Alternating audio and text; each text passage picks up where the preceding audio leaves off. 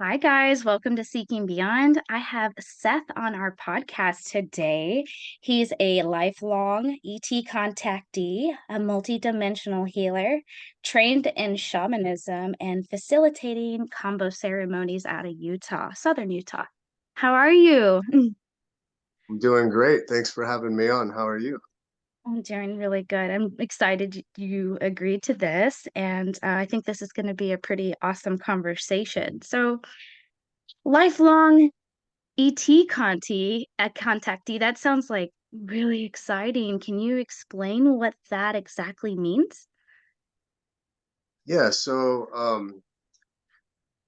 basically when I was a child, I had experiences with light beings and seeing UFOs in the sky. And then it stopped for a while growing up. I had like a normal childhood and all that, and going to school and going to college and all that normal experiences. And then over 11 years ago, I was I was contacted in my backyard. Well, I woke up prior to that on Mm. 11/11/11 in Oh, 2011. I just kind of Lionsgate. spontaneously woke up overnight, and very recently after that, I was contacted um, in my backyard by the Pleiadians, like just straight up So you could spaceship see them above me. physically. Yeah, like looking with my actual eyes, like an actual craft above me, and then it's been every day since for over a decade going on now. And That's so so awesome. Have you ever been anywhere with them? Have they yeah, taken you? they've taken me on board quite a bit, and usually they'll pull you out of body because they're existing on a higher frequency. And so like a lot of people want to think that, oh, this is a physical thing, and they can manifest physically. Like I've seen the ships step down in dimensions and become translucent and actually materialize into a straight up craft that's here in the third dimension. Oh, But that's that's very fascinating. risky for them and uncomfortable for them. So usually they will pull you out of body to where you're, because we're multidimensional beings existing on multiple dimensions simultaneously. And most people are only aware of the five senses and this third dimension. And once we start to do our spiritual work and remember who we are and activate our DNA, we start to become aware of existing on these higher dimensions and expand our consciousness out into them simultaneously while still being here in form as well. Um, Wow. so I'll get into all that, but basically I'll go back and kind of start with my experiences, and Sure. then tie into where I left off. So I think I was like 9 or 10, right around that age. I went on this desert biology field trip with like 20 kids and 20 parents, and we went to Arizona because it was a biology class, and so we're um, studying the plants and the animals, and we're walking around doing a night hike with black lights because with UV lights because different gemstones and scorpions, for example, fluoresce under UV light, and so Yeah. and scorpions were everywhere. By the way, it was crazy. You turn the light on, and they're just like all over the place in Arizona in the summertime.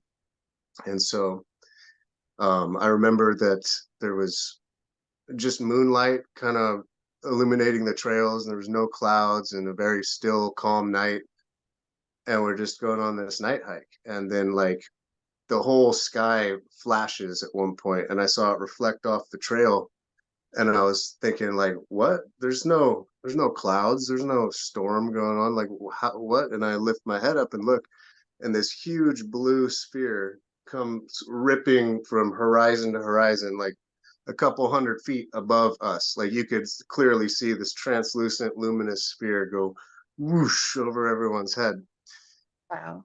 And everyone was like, So there was an entire group of people that witnessed this with you. "Oh, absolutely!" And everyone reacted to it, and like they were kind of freaked out, but I Yeah. was like, "Yeah!" Like that was Yeah. my natural reaction. And Yeah. and then I remember I was confused because everyone else was having the opposite reaction. They were just like, I remember somebody's dad was like, go, go, go, go, like pushing me along the trail. And I'm like, what's the Why? Yeah. You know? Right. And as it left, the whole sky flashed again. But the crazy part is you couldn't see where the flash was originating from. It's just like the whole sky just was flashed. It was very strange.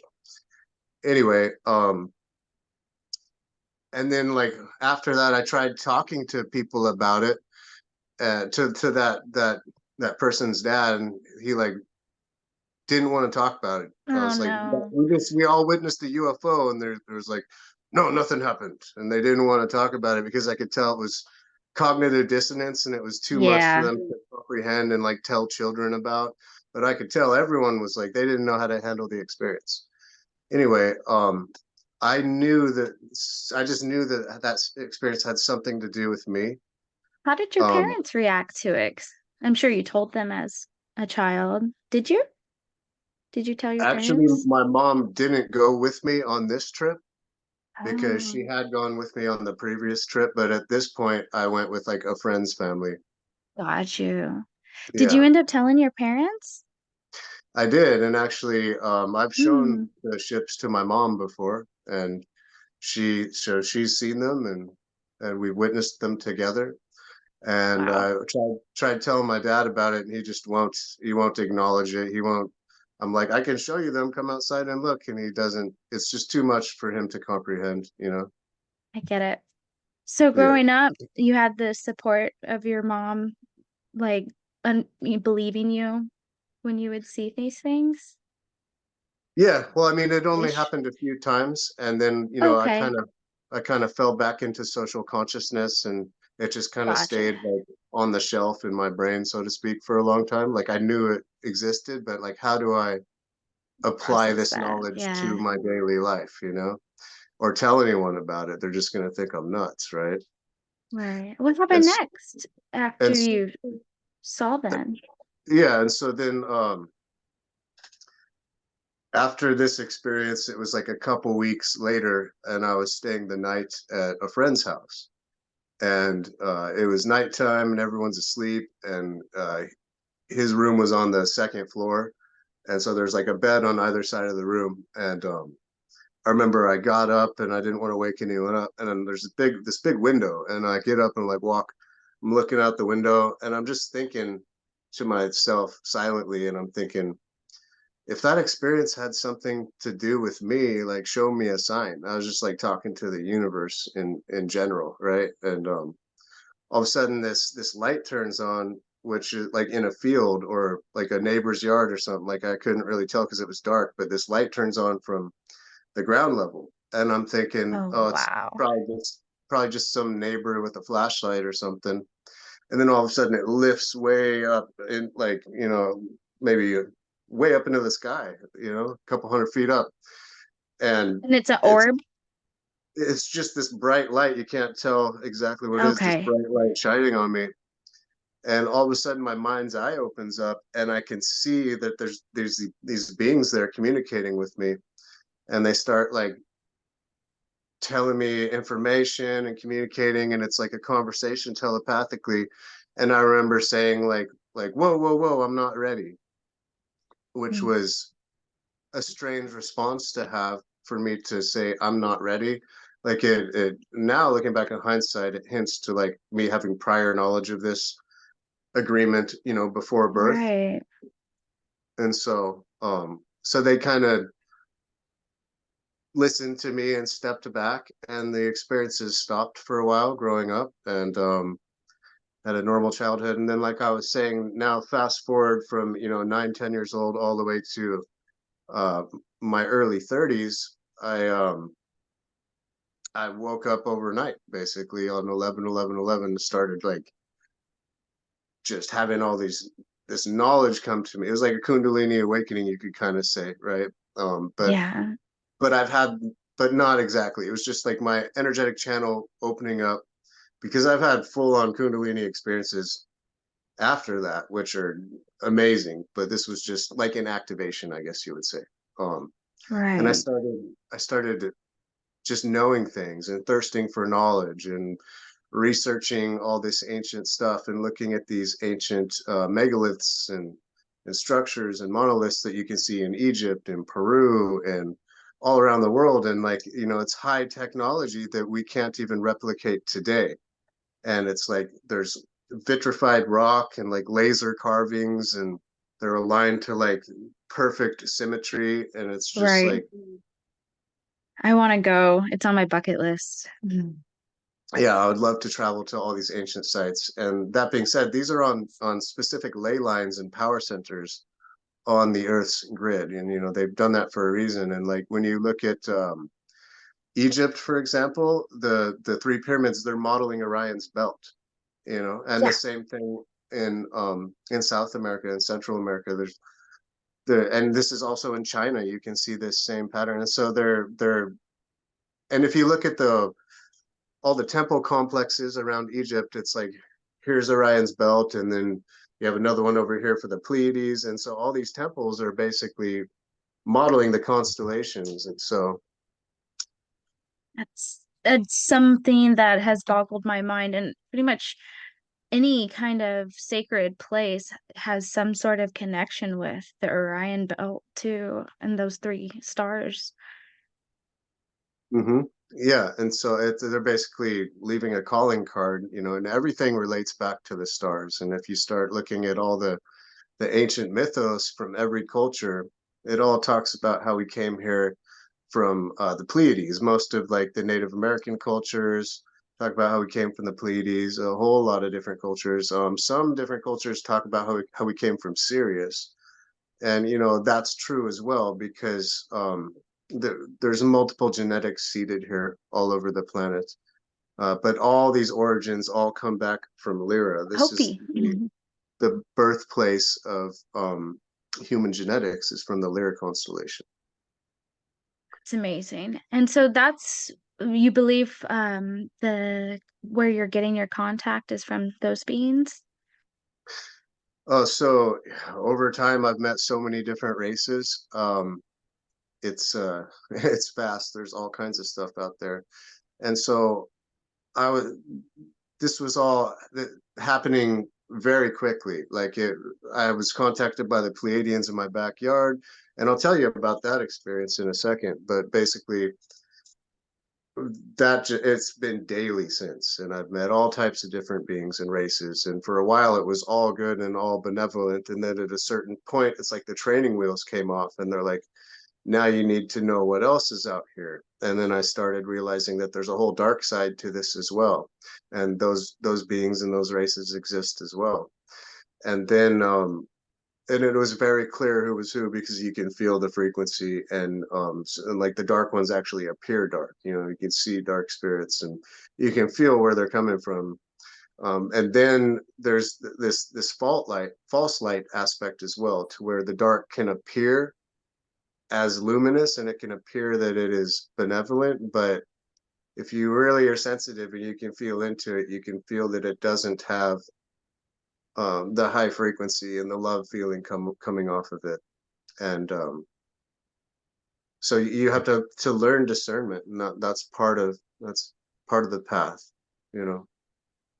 Um, Yeah. but Polarity and everything. it's just part of this game grid. And so I'll go back to this experience with the Pleiadians. I couldn't sleep one night, and I just got this feeling to go outside. And so I go outside, and I'm like, I just walk out there, and I'm like, if you can hear me, show me a sign. And I'm just talking to the universe in general, like nothing specific. And this huge shooting star goes ripping over my head, and I was like, whoa, that's cool. But that's just a coincidence, just a shooting star, right? And then this even bigger one, this gold one, just comes flying over and like breaks apart and is like all over my head, this giant golden one. And I was like, wow, that's crazy, but I'm just gonna call it a coincidence, right? And then I this kept happening like on cue. I would ask for it, and it would do it again and do it again. And this kept happening, like, I don't know, like 45 times over, a half hour, 45-minute period when I was outside. And I was just like, this is really strange, but I'm just going to write this off as coincidence because I can't put any label on it at this point. Because I was really like, I have to be seeing something to believe it type of mindset at the time, Right. um, to really know. And then I was like meditating out there, and I had no clue what I was doing back then. I'm just like following my intuition. I like meditated a little bit and like did some ohms. And anyway, I uh I remember thinking the thought, and before I could voice it out loud, I just thought the thought. I was like, "Well, thanks for the shooting stars. It's getting cold. I'm gonna go inside." And as soon as I thought that thought, before I could even speak it out loud, I saw this bright green orb like rip in from the left to right and do this huge sweeping turn back around 180 degrees and then leave the direction it came, and then become translucent and like fade out and then pop back out of existence. And I was like, It's okay, whoa, incredible. that is obviously not a shooting star because it's Yeah. intelligently controlled and making all these weird maneuvers. And then this huge blue flash went off next to it, and then that green ship pops back in again. And so I'm looking at this with my actual eyes, and then my mind's eye opens up, and I can see who's on this craft. And there's three beings, and they look completely human, like blonde hair, blue eye, like Nordic genetics, and they're the Pleiadians. And there's this woman in front, and there's this man and woman behind her, and so there's three of them. And the amount of love that was coming off of them was just overwhelming. Like I was literally crying from joy because it was such a beautiful experience, and it was a type of love I had not experienced in this life prior to this, because it was truly unconditional, and it just lit my whole energetic light body up, and I was just like crying from joy. And I was like, oh my god. And when I was having this conversation with them telepathically, which strangely enough felt completely normal. It was like me and you talking right now, but it was all telepathic, and it felt second nature. It's just like, oh, I've done this before. I don't remember ever doing this, but this feels completely normal. So that was a weird thing too, which kind of hints to prior experiences of this. And there was a remembrance. It was just like, I I don't know you, but I've met you before, and I haven't seen you for a very long time, and I'm so glad you're here again. But this is the first time I've ever met you in this life, and so it's also hinting to prior to knowing them prior to this life. And so that that was a thing as well. And then the conversation continued for a while, and they were talking about, all this spiritual stuff and ascension off of the karmic wheel, and just all this high spiritual knowledge. And I was in the situation on Earth, and I was like, yeah, I know. They're like, yeah, we know. That's why we contacted you. So um, I went That's inside, and incredible. I I told the girl I was with at the time, I'm like, I was contacted by this UFO, and they're talking to me about all this stuff. And she was like, huh? And so and then anyway, I was able to show her shortly after this that they were real and I wasn't crazy. And so, that was a lot for her to Good. process at the That, time, that- because she didn't wake up, right? And so Mhm. over time there became a vibrational difference, and we kind of grew apart. And so, but that was, predestined. It was supposed to work out that way, and it's all good. But and so this is something that people might encounter if they're waking up and their partner's not, like, if there's not a vibrational match there, it's not going to work out. You either grow together or grow apart. Yeah, pretty much. Yeah. So that is incredible, and how fascinating. And this happens regularly still. Yeah, well, so there, when they first contacted me, they lit my field up, and like after that they would come very close. Like I had this one experience where I was talking about, where they came like I walked outside and I saw this one fly over my rooftop and turn into three in a triangle pattern and then turn back into one. And I mean, this is like, 50 feet above my head. All this crazy stuff is going on. I've had this golden ship, like literally 50 feet above my head, this huge translucent golden craft, like 30 feet wide above my head. And you could see the stars through it, but they were like contorted, like it was like a Wow. lens type of effect going on. And it And was just you're this always happy. You're never scared?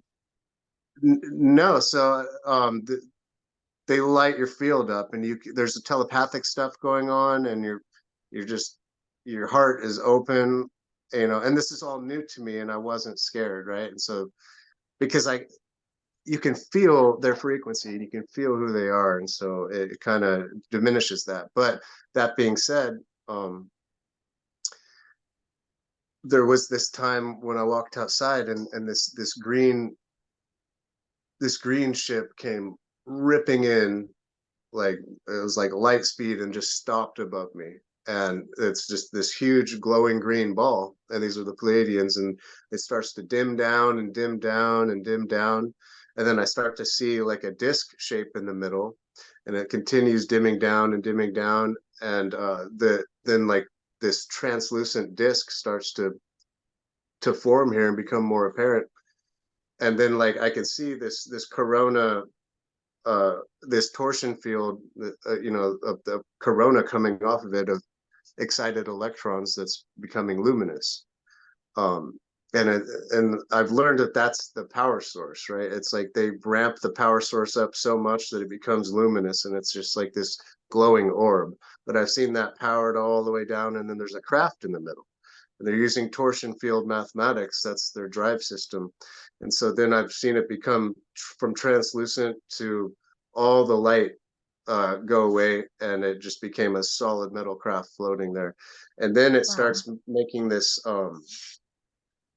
kind of rotation, and just moving around, like it wasn't stationary. It was kind of like moving around. And so I asked them, I was like, "What's that all about?"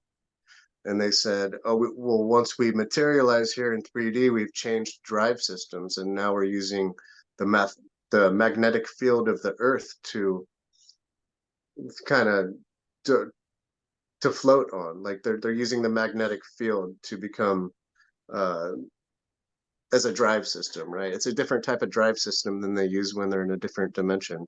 And so they said that it's always at flux, and so it kind of appears like a boat on water.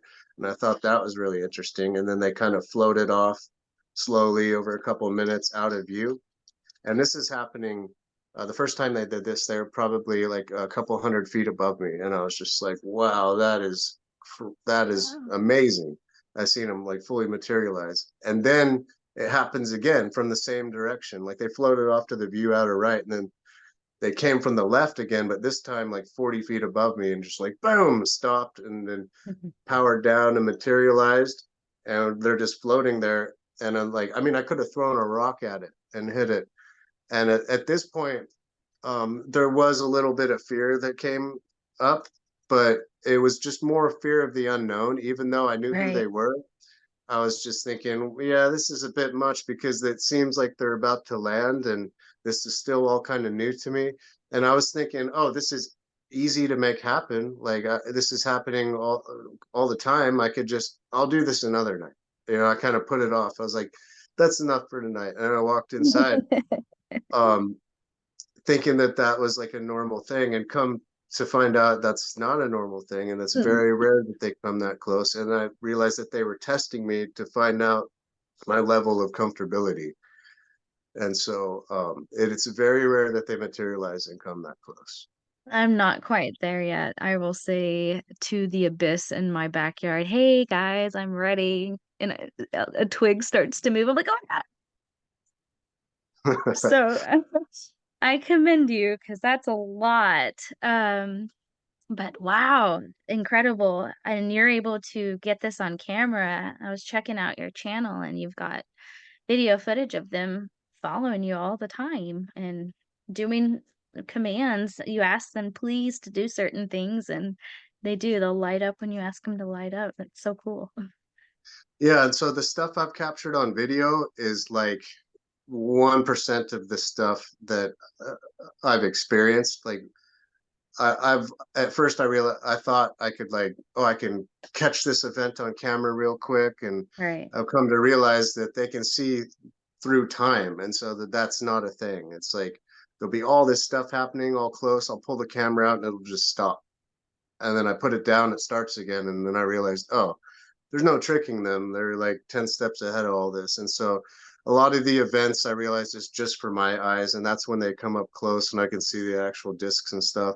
And then the stuff that has happened on camera, it's like they're showing up on purpose on camera. And I've realized because if I What put they too much in, allow. yeah, if I put too much information out, it's going to draw heat my way, you know? And I've Yeah. had that happen before. Like for a while, I was going through a lot of initiations and being followed by some black program government stuff and some multi-dimensional dark stuff. Like both light and dark exist out there. And over time, I've completed these initiations and learned, you know, my own power and faced some really dark stuff and learned that I have a right to bring this information forward and I have protection, right? But there's a fine line that I have to walk to. If I start calling out all the dark stuff by name a little too much, it's going to draw heat my way. And so, you know, I have my role to play on my side of the fence, and so does the dark side. And then we can, you know, and it works out, you know, but I'm not trying to overstep that line, is what I'm saying. So, what is your idea of the events that took place for the construct of Earth to start in humanity?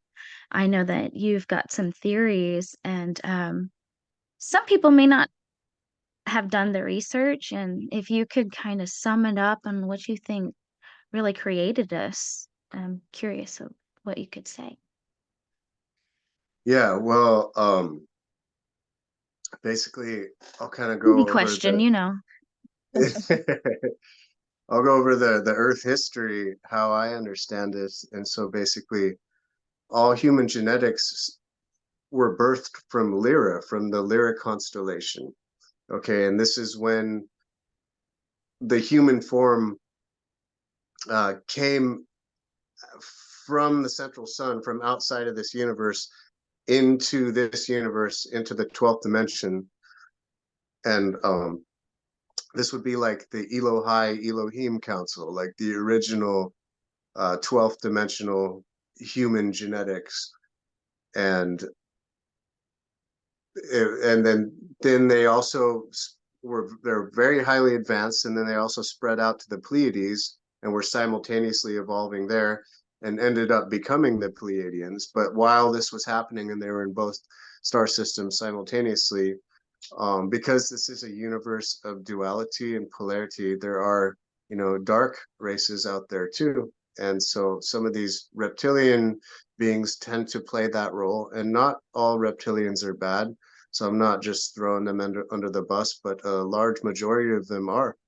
And so some of these forces came into Lyra, and these ancient wars started, right? And furthermore, this is a whole nother tangent that we can get into. There's the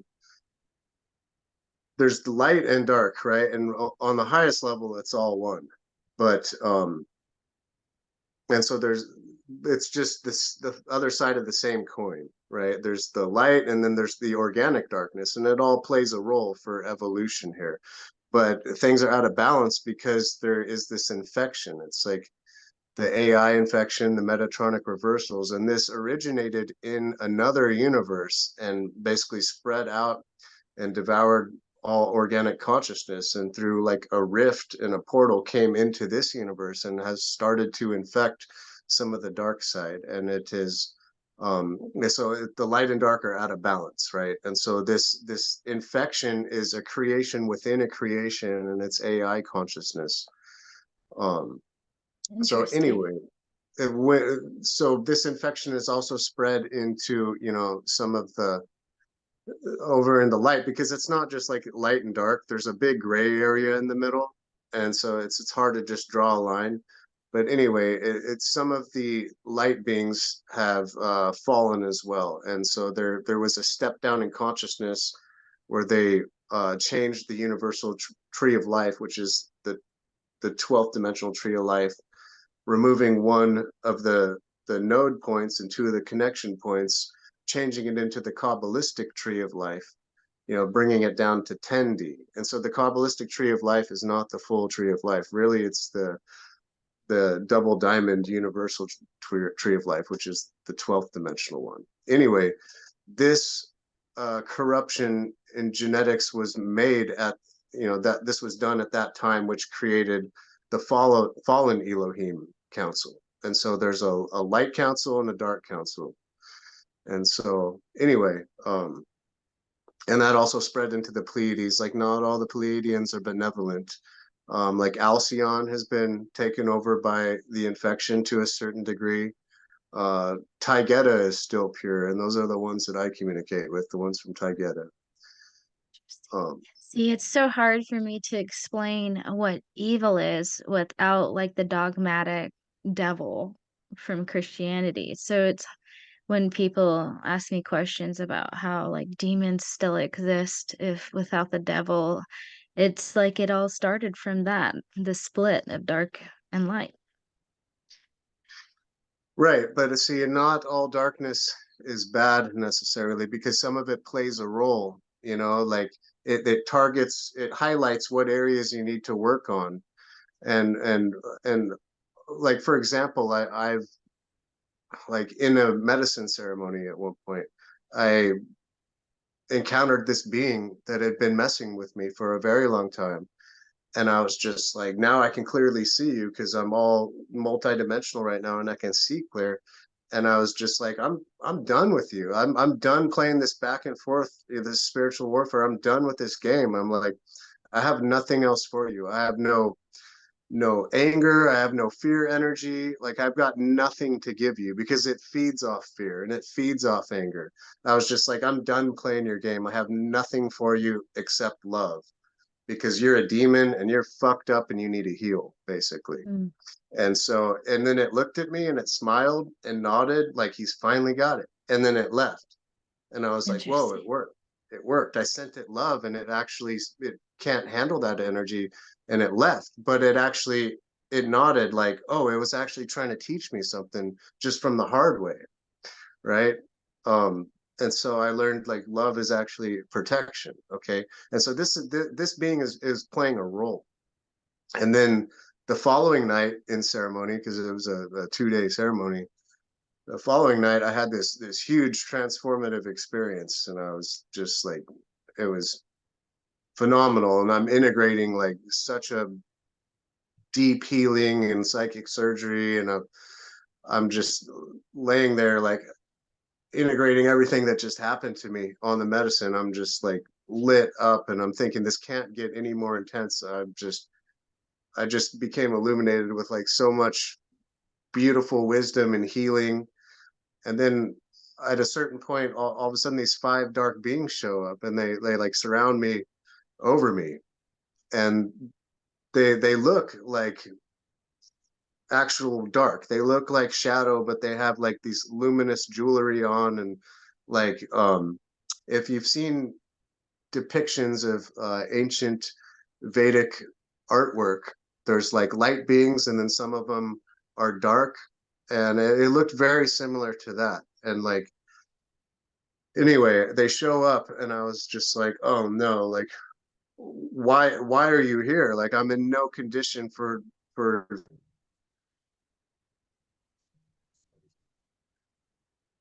Okay. sorry, somebody just called me. I had to hang up. So they show up, and I'm like, why are you here? I'm in no condition to have, spiritual warfare go on. And they're like, no, we're not here for that.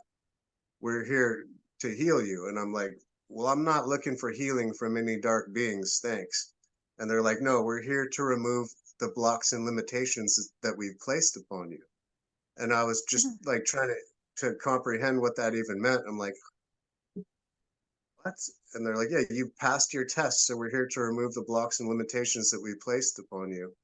And I was just like thinking of like trying to integrate this, and then they started like removing all these things etherically, like limitations and blocks and stuff that they've, etherically done to my light body, all these different attacks, and they removed them and like literally healed me and then left. And I was just Wow. like, what? I was just thinking, wow, it actually plays its role like it's a teacher. Okay. And so, um, this is the organic dark side. It plays a role. It's here to teach you and push you further into unity consciousness and unconditional love.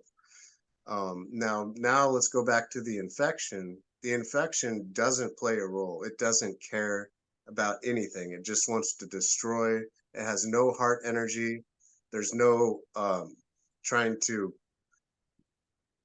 communicate with it, and like there's no making a truce, or they're like, it doesn't care. Okay, it just wants to destroy. And so anyway, that's a thing. Okay, and so when when these wars started in Lyra, it got out of control, and basically Lyra was destroyed, and so everyone had to leave. And they went to the Pleiades, they went to Arcturus, they went to Sirius, to Aldebaran, um, to Orion, Andromeda, et cetera, et cetera. They spread out everywhere, and they also came to here, to our sun, to our solar system. And there used to be a planet called Maldek that existed after Mars. Okay, it was like after Mars. There's this large planet called Maldek, and life came here from all over the solar system. All these different races came here, and they were existing here. And when the okay, and then basically these wars went to Orion, and these wars raged on for a very long time, like millions of years. And so a lot of people want to associate Orion with negative beings, and but Orion's a huge system, and it has all types of different stuff going on there. Yes, there's dark stuff there, and there's also light stuff there too. And there's the Orion Council of Light, and this is a group of beings that I work with, and they're human looking. And there's also, it's a council, so there's many different ones. Not all of them are human, but they're warriors, and they have evolved past war and into peace and harmony, and learned the lessons from millions of years of war, because it there was huge losses on both sides, right? And so there's a huge karmic imprint there, and trauma that's in their DNA. And life is seeded here too, and we have their DNA in us as well. And so that is also felt within humanity as well. um anyway, what I'm getting to is there was all types of different beings here, and they seeded life here and mixed 22 different races together to make a hybrid being here on the earth, that was like the original version of humans that was on the earth. And it was a hybridization of many different races. And this is back in the Polarian age and the Hyperborean age. And when the wars came here, uh, the reptilians sent this ice comet. They put a mini black hole in front of this ice comet, and they pulled it into the trajectory of our solar system and sent it our way. And it came so close to this planet Maldek that it blew apart and became the asteroid belt. But it was completely destroyed, and parts of chunks of that, shrapnel of that, came off and actually gouged the surface of Mars. If you look at the North Pole, there's a huge chunk, there's a huge ravine. You can see it took a huge blow, and it ripped the atmosphere off of it and changed the orientation of the planet and everything. And so there was life evolving there too. And then they came to Earth as well.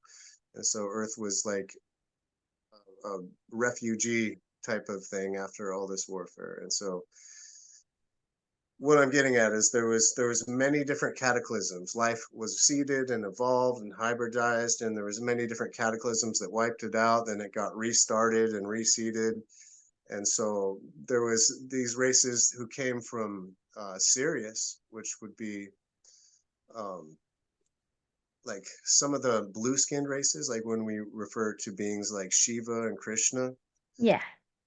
like this is the Maharishi race, and it came here they came here and landed on Mount Kailash and kind of seeded life here. And it went north into, became like the Nordic pantheons. It went west, became the Vedic pantheons. It went east, like with Tibetan Buddhism and whatnot.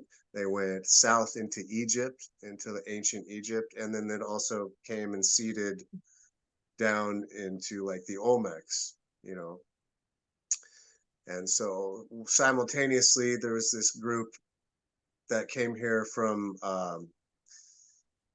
Well, we have a brown dwarf star. We have actually have two stars in our solar system, and this brown dwarf star is on a elliptical orbit, and it passes our sun and makes a full orbit every 3,600 years, which is called a Shar.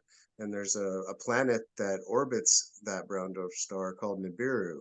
And so people have probably heard of the Anunnaki.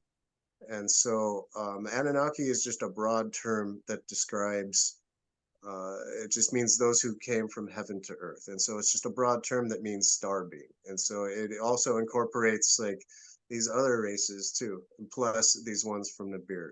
And so these ones from Nibiru also originate in Lyra. Like it's just another branch of the same genetics that spread out through the galaxy. Okay. Um, it's the most well-known ones as well. Like you have the Enki and Enlil story and the Sumerian Well, that's my tablet. next question is who is Inky and Enlil? Okay? And so there was lots of warring and back and forth from different factions, and there was there was a being evolving here naturally, and they mixed their genetics with all these different star races with this being that was evolving here naturally to create the current version of humans, the a hybridization, so to speak, and Isis actually took these genetics into her womb. And if you look at the book of Genesis, the generation of Isis, and so she is like the cosmic mother, a facet of the cosmic mother, and created humans, so to speak, like we'll hybridize them. So these aren't our creators; these are beings that we have their genetics in this. Okay. Anyway, this is pre-flood, and um, when they when we were created, they realized that. Well, let me back up. So Enki was a master geneticist.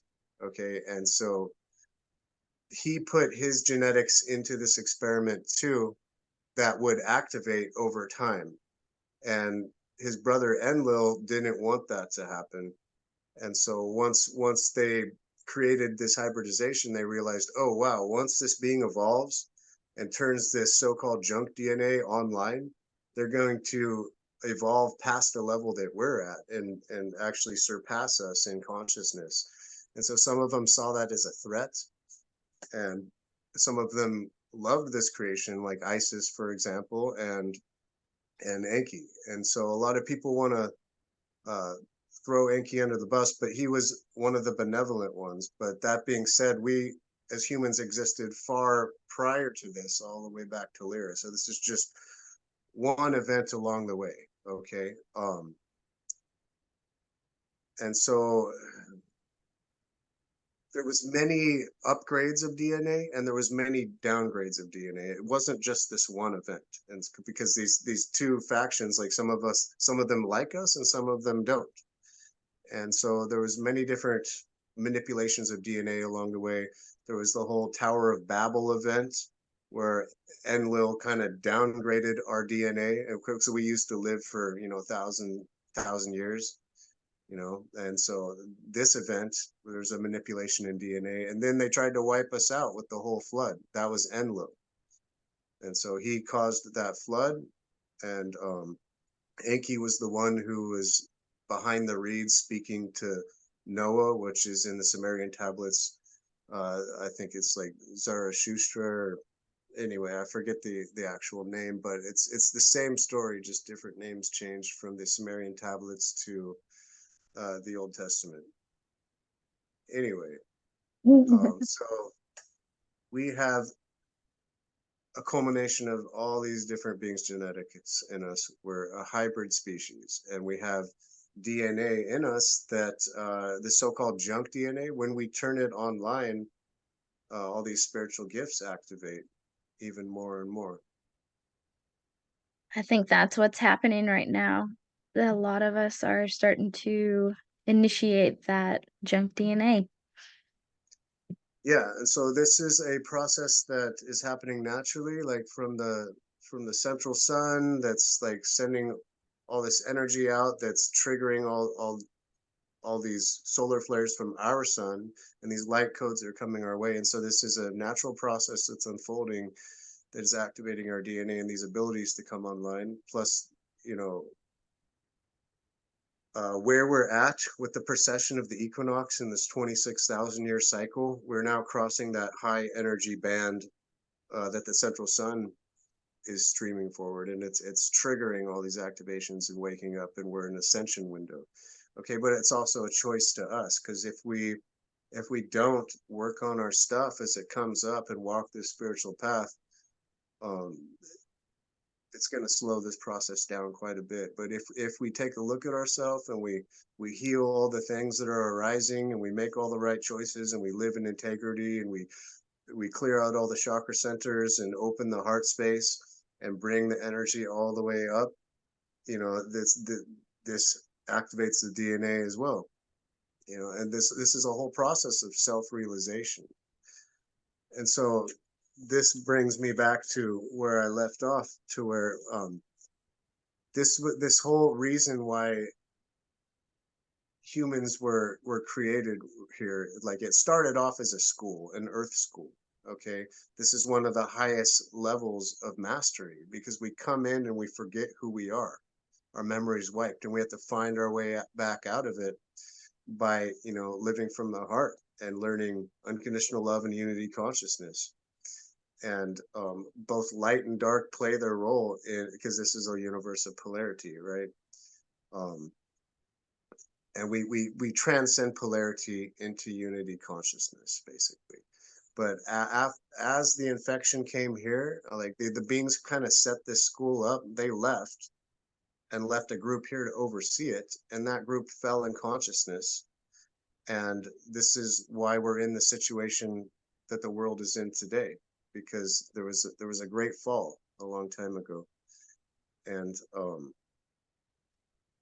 it's turned into a situation where they're kind of they have been keeping beings on a reincarnation loop, I was and gonna say, can you talk about karma? What is karma exactly? yeah, well, karma is a real thing, there's like one of the cosmic laws, like it's action reaction and energy, and it has to be balanced out.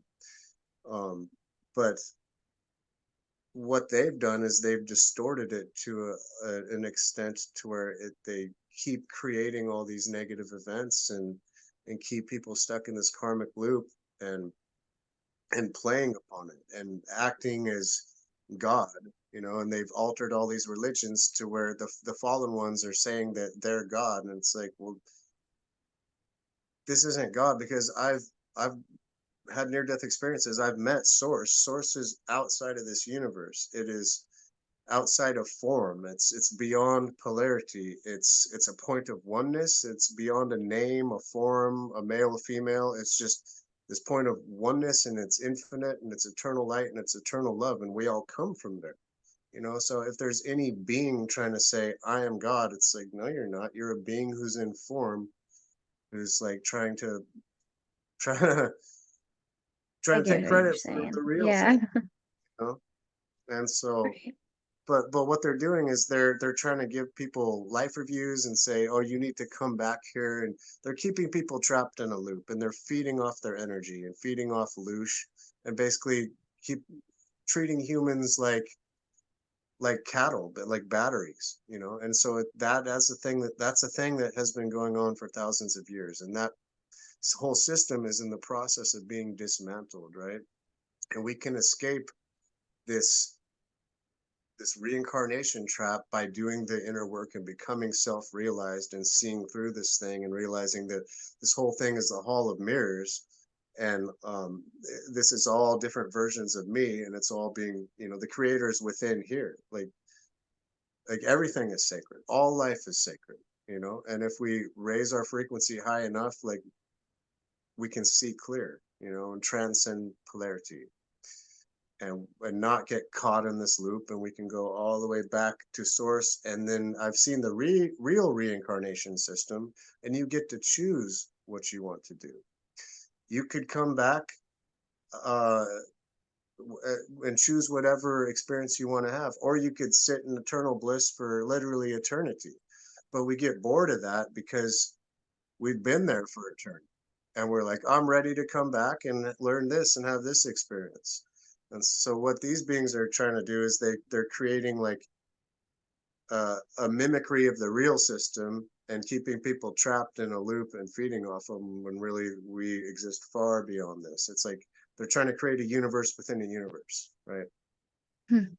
So that being said, the beings that left this group here to oversee it are now returning, and they're helping to clean this whole situation up. And it's all cyclical because of the whole yuga cycle.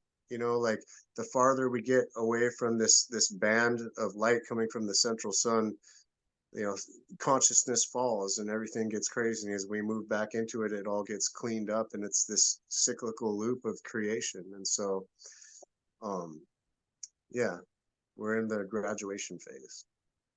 Awesome. Hell of a way to answer some questions. You're like rattling off. Um,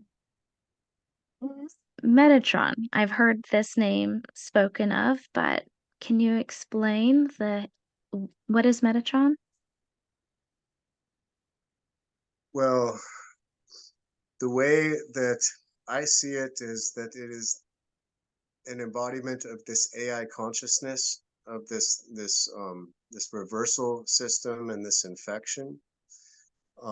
Like when I first started on this path without realizing who's who and what's what, like I used to work with these energies, and things got really weird and crazy, and I was like, something's not right here, and I had to purge all that out of me, and then take a look at everything from an expanded point of view, and realize that this isn't an energy that I want to work with. A lot of people might feel a certain way about that, and I don't know the true history of it. All I know is that it doesn't feel right to me, and I know that there is an infection there, and I know it has something to do with these fallen factions and the fallen Elohim, and I would not suggest working with it. I would use discernment. Very good. Yeah, I've seen some people channeling what they describe as Metatron, so that's good information to know. All right.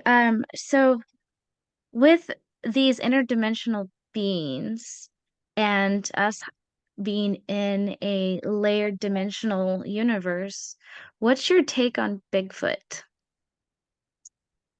Well, I know that there's a connection between Bigfoot and the Star People. Um, I don't know the exact origin of Bigfoot, but I know that there's a connection with UFOs, and I know that they're interdimensional beings, that they can phase in and out of this reality at will, and they can become translucent. They can pop in, they can pop out, they can turn into an orb.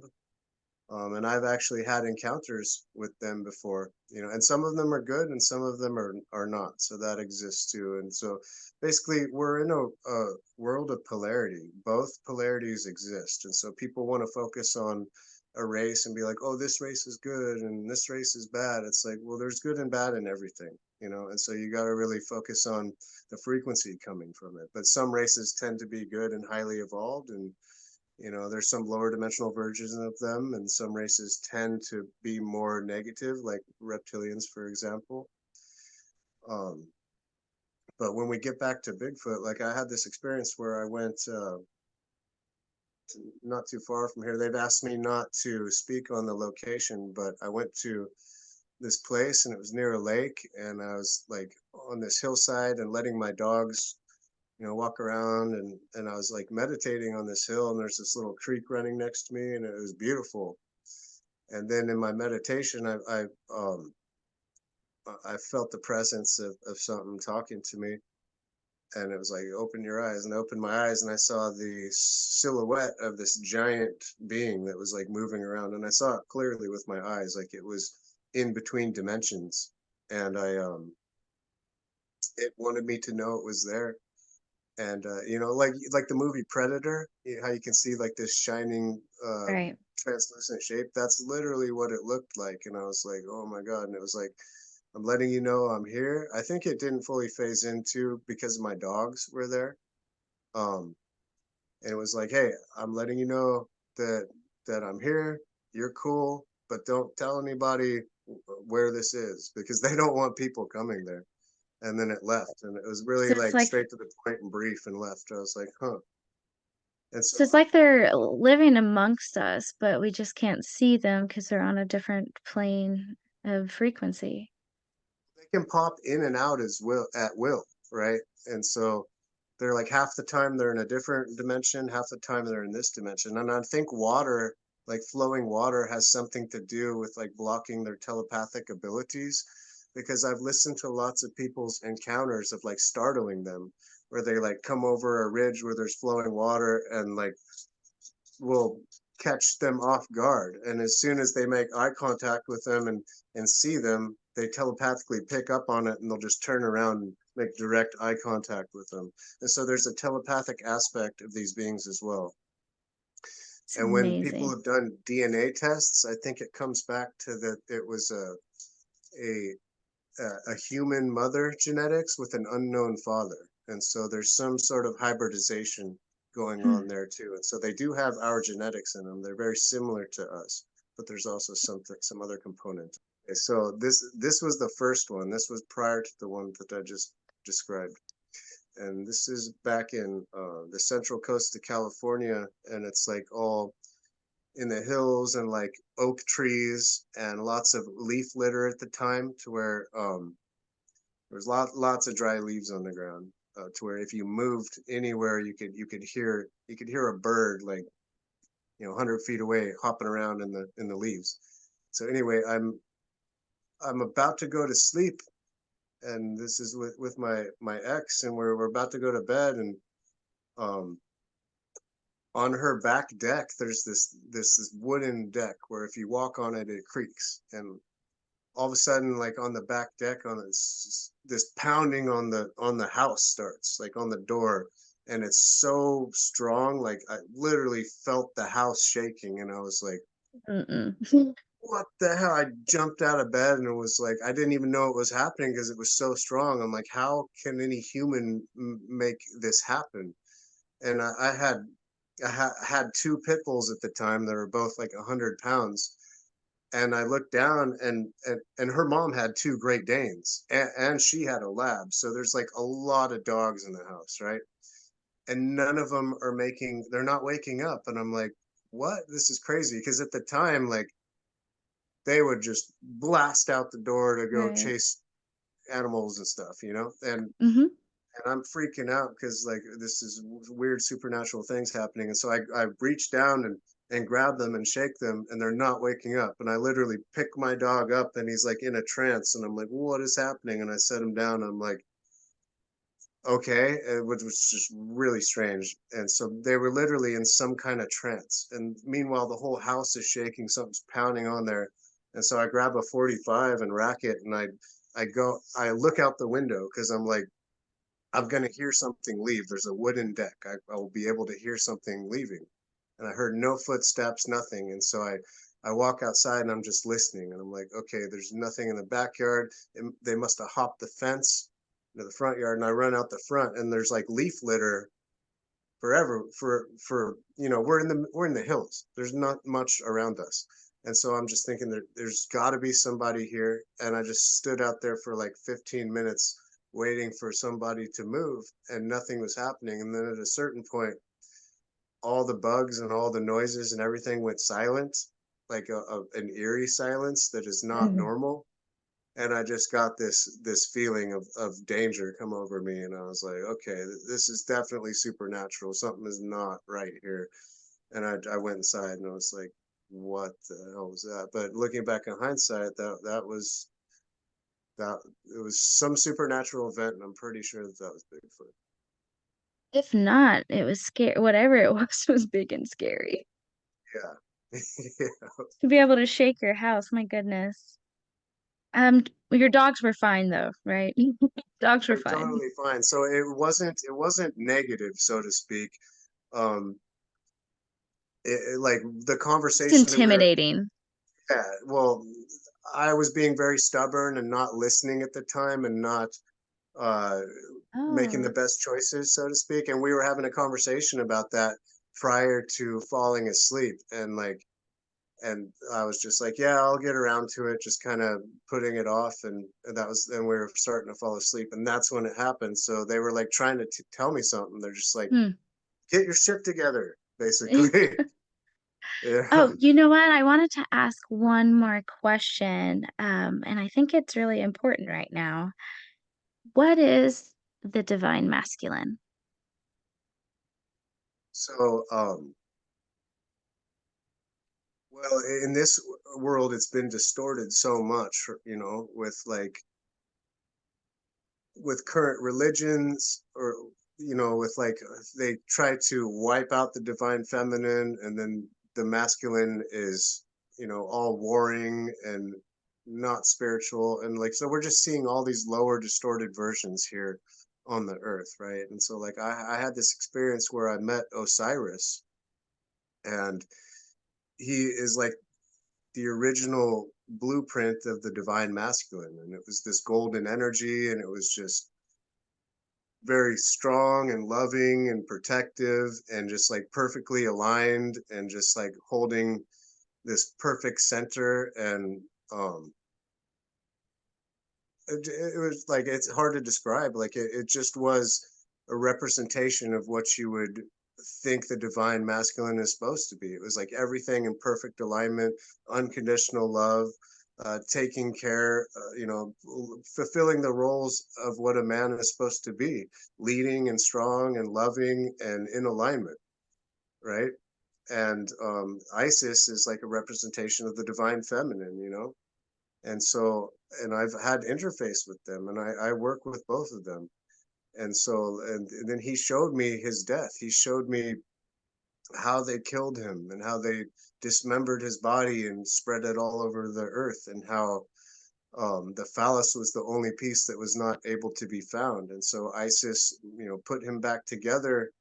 And I'm not sure if you're familiar with the mythos of ancient Egypt, but basically, uh, he showed me his death, and then shortly after that is when the fall of Egypt happened, and then things got really dark there, and then the fallen brotherhoods took over, and this is when some of the fallen Anunnaki made pacts with the reptilians and opened up portals to bring this infection in more to the earth, and we're still dealing with the effects of that fall.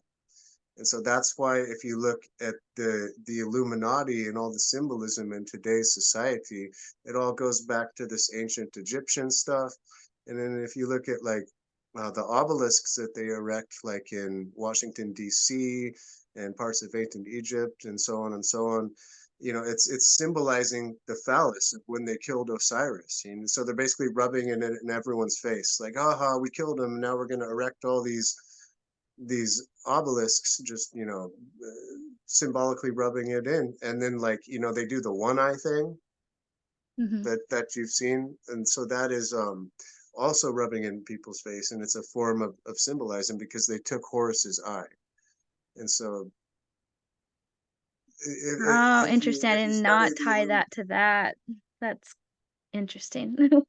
I've My been symbol shown. for this podcast actually has some correlation to that, and I'm like, that is not related.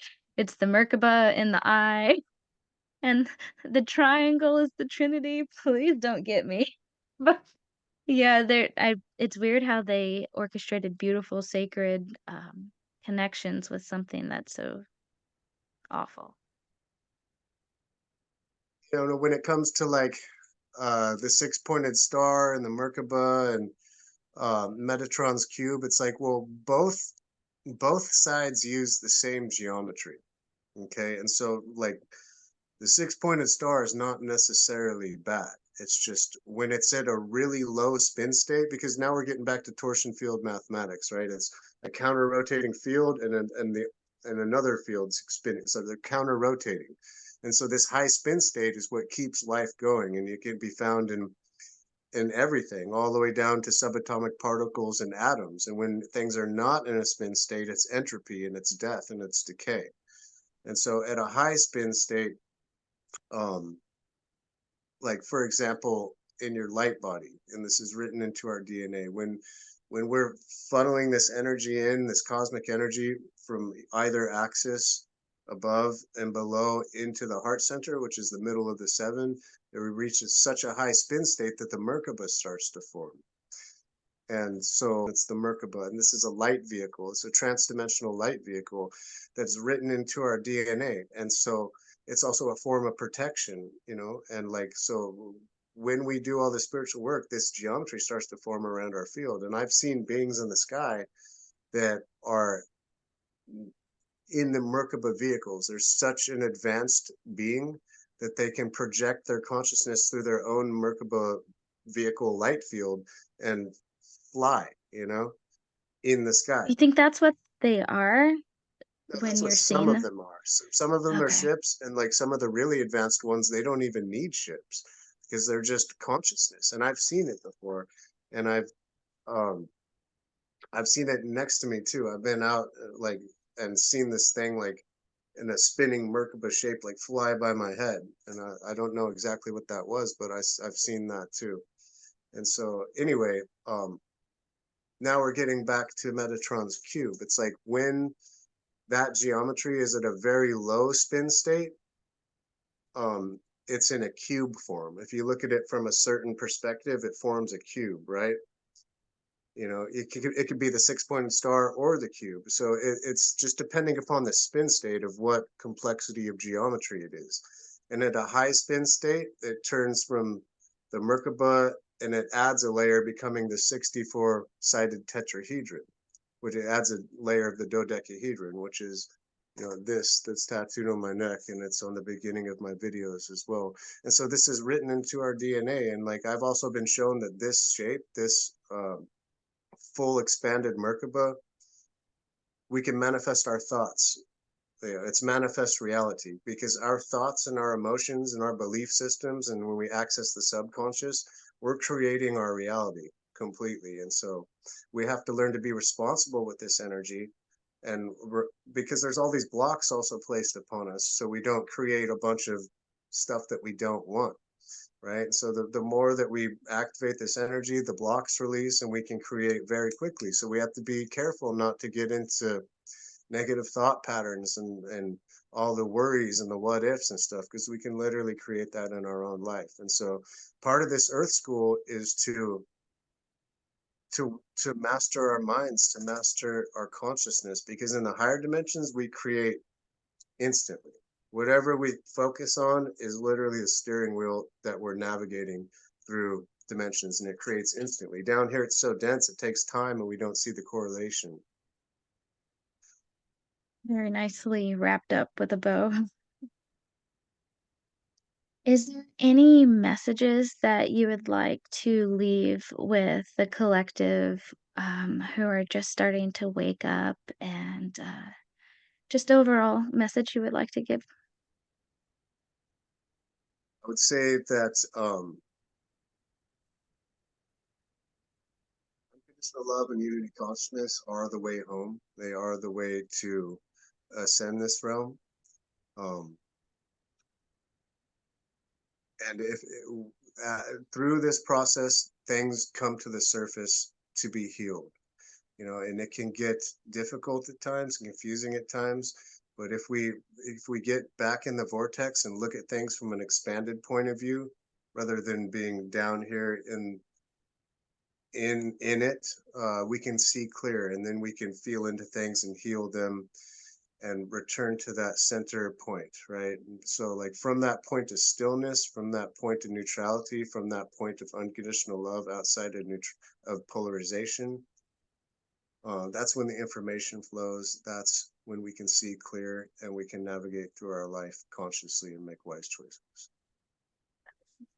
And where can people find you?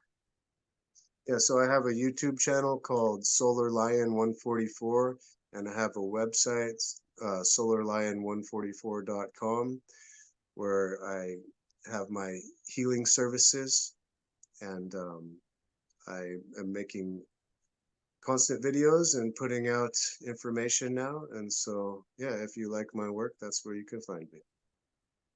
Thank you so much for being here, Seth. I really, really appreciate you.